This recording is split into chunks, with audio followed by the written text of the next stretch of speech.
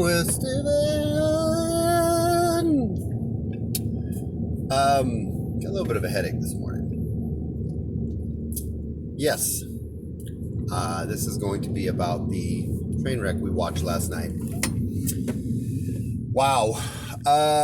Ultimately, yeah, I think Trump was obviously dominant, a little too dominant in some ways. I feel like he came off as a little bit of a bully.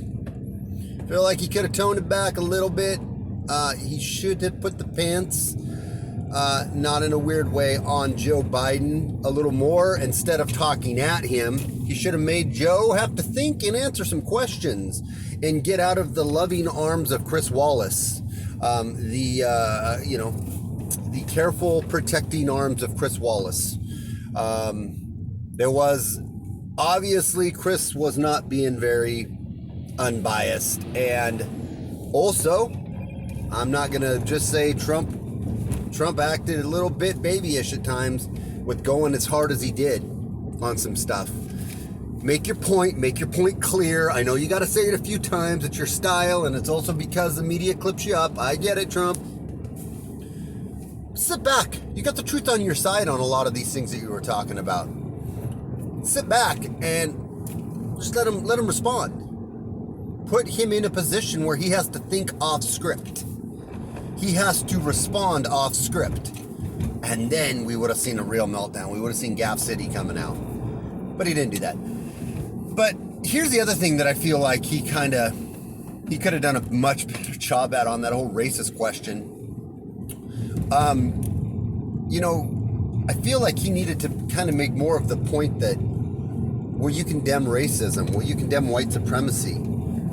I feel like that should have been pushed back on, that every single thing that doesn't line up with critical race theory and the far left's definition of systemic racism. If you don't agree with everything on the far left, the Antifa idea, the Black Lives Matter organization has to say about race and critical race theory, well, if you don't agree with every bit of that, then guess what? You're a racist. That's what should have been pushed back on, the fact that, hey, whoa. You just don't get the right to, just because someone doesn't agree with everything you have to say or your ideology on every little, point, you don't have the right then to just call them a racist, to label them a racist. You guys, the left is you guys, what do you mean by you guys? Is running around calling everybody a racist. We know this.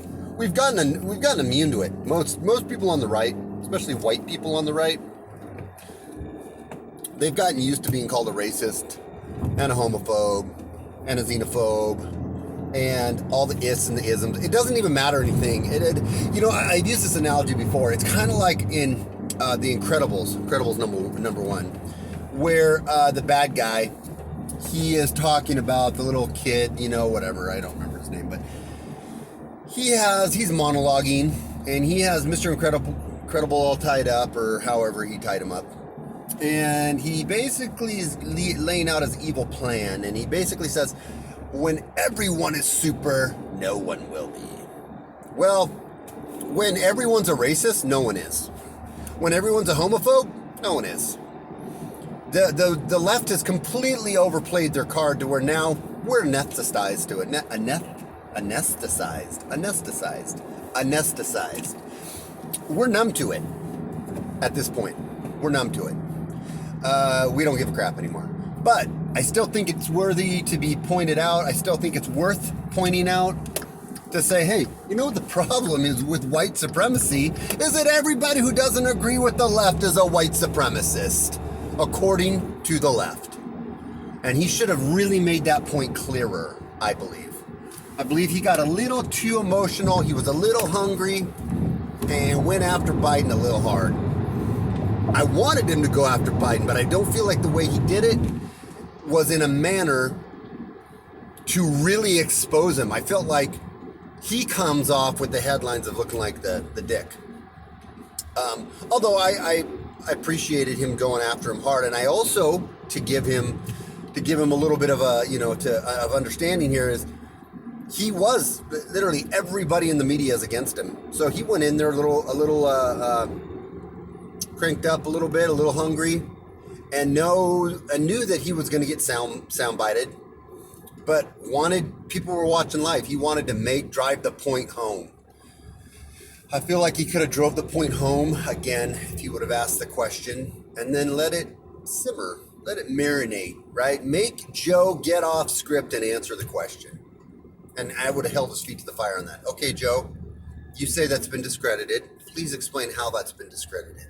Your son's $300 million, or whatever it was, $3 million that he got from Moscow. Please explain to us, how is that discredited? Give us one example of how that's been discredited. Go.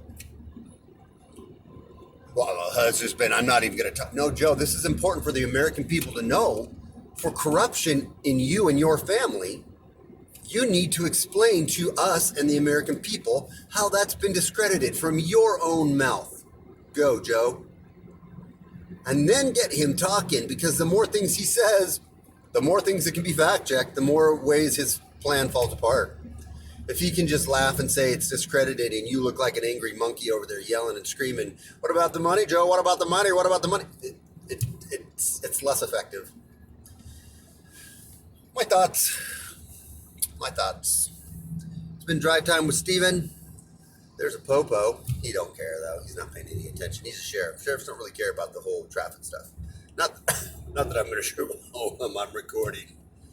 See, he's looking at a computer screen right now. Anyways, until next time, it's SJG Perspective. Without fear or animus, we'll talk to you later. Have a good night.